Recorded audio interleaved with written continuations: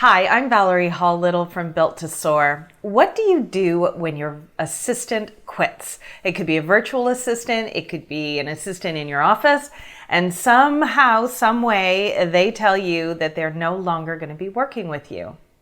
I've had that happen a couple of times myself, and I just heard from one of my wonderful clients who has had that happen to her recently.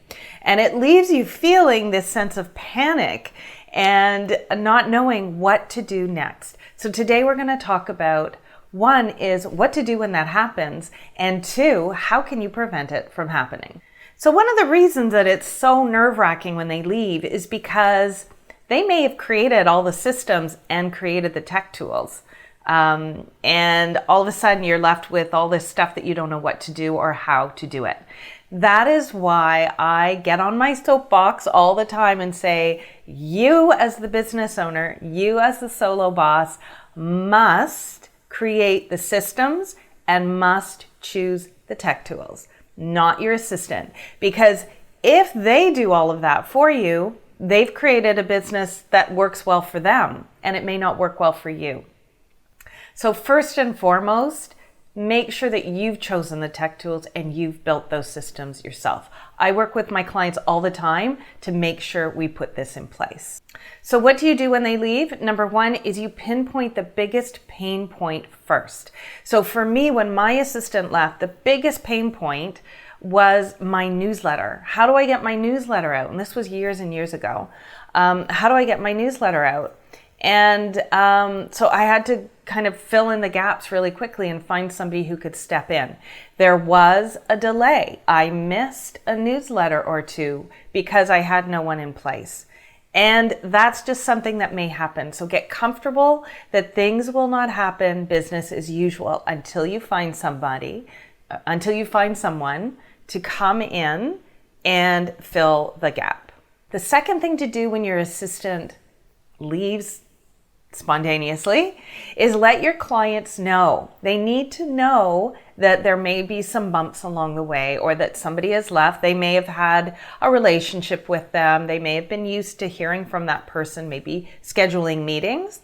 Let your clients know that that person has left and that you're looking for somebody else to fill the position and what the steps are that they can expect until somebody comes in to fill the gap.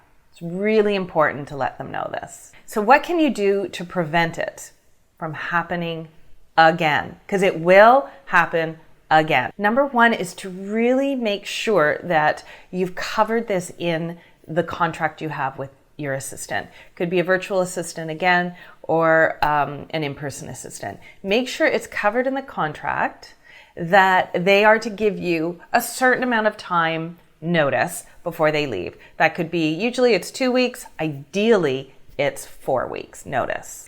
The second thing is to make sure everything is written down, and I work with my clients on this very fact. Make sure all the how-tos are in your business playbook.